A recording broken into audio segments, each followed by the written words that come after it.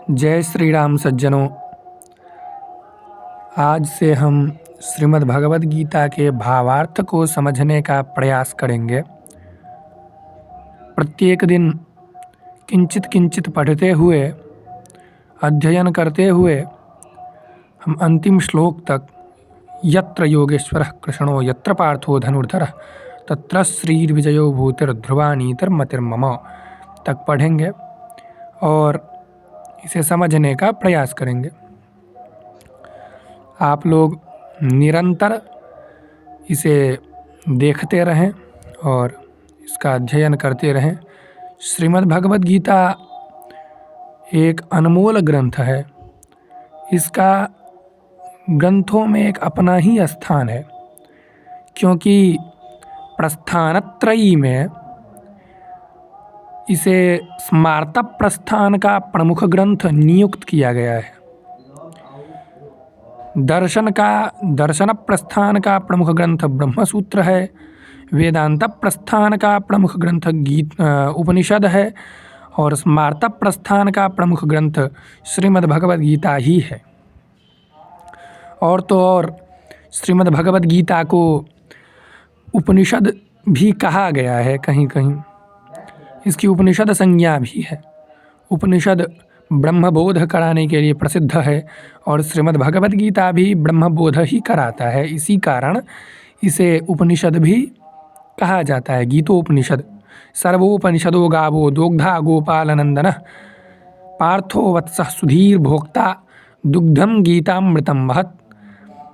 अर्थात यह गीता संपूर्ण उपनिषदों का सारभूत है। तो हम आज से इसका अध्ययन प्रारंभ करेंगे।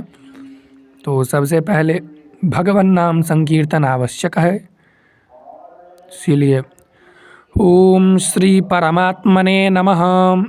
शांताकारं भुजगशयनं पद्मनाभं सुरेशं विश्वाधारं गगनसदृशं मेघवर्णं शुभांगं लक्ष्मीकान्तं कमलनयनं योगिभिर्ध्यानगम्यं वन्दे विष्णुं भवभयहरं सर्वलोकैकनाथं।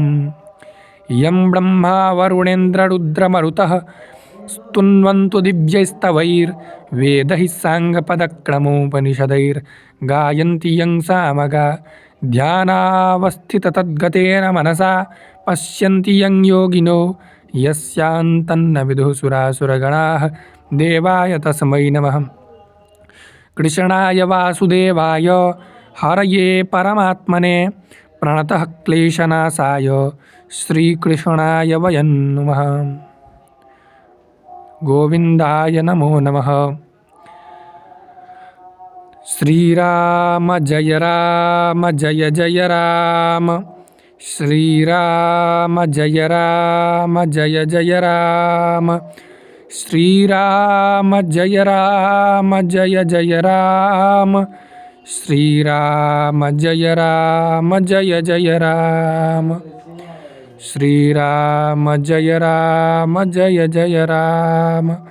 श्रीराम जय जय राम।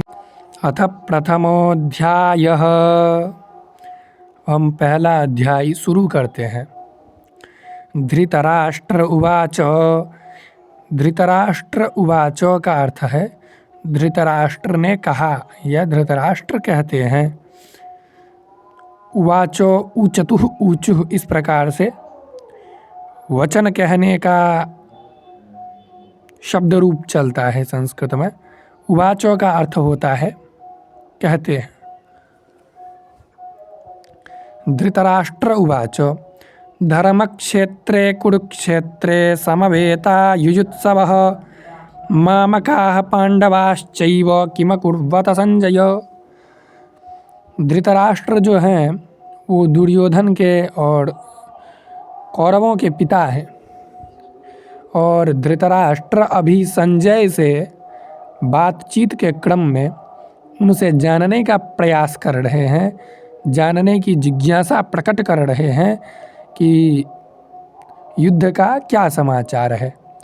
श्रीमन महर्षि वेदव्यास की कृपा से संजय ने महाभारत युद्ध को धृतराष्ट्र के पास बैठकर देखने की क्षमता प्राप्त कर ली थी और धृतराष्ट्र उनसे संवाद के माध्यम से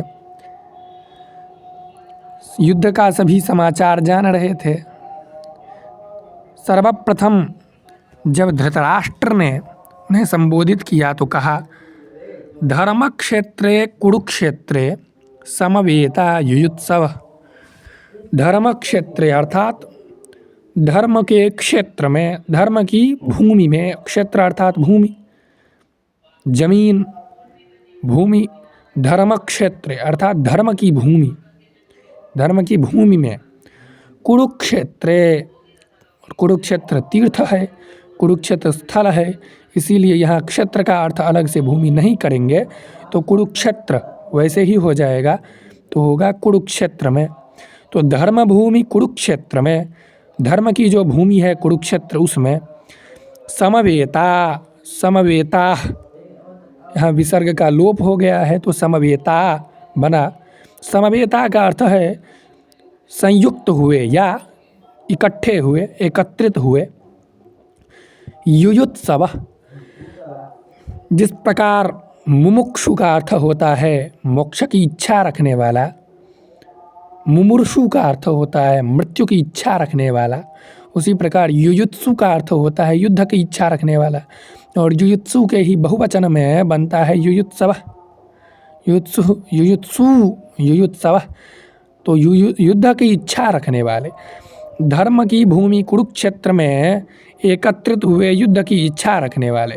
मामकाह माने मुझसे संबंधित, मामकाह का अर्थ होता है मुझसे संबंधित, और इस मुझसे संबंधित का अर्थ हमें प्रसंग के अनुसार लेना पड़ेगा, तो आगे पढ़ेंगे तो समझ में आएगा। पांडवाश्चैव, तो पांडु, पांडु के पुत्र, पांडव अर्थात पांडु के पुत्र, इतना अधिक व्याकरण में नहीं जाते हुए पांडु के पुत्र साधारण रूप से जानेंगे। पांडु के पुत्र पांडव, तो मेरे पुत्रों ने, मामकः का अर्थ हो गया मेरे पुत्रों ने, और पांडवाश्चैव अर्थात पांडु के पुत्रों ने किम अकुर्वत क्या किया, किम अर्थात क्या, और अकुर्वत किया, क्या किया।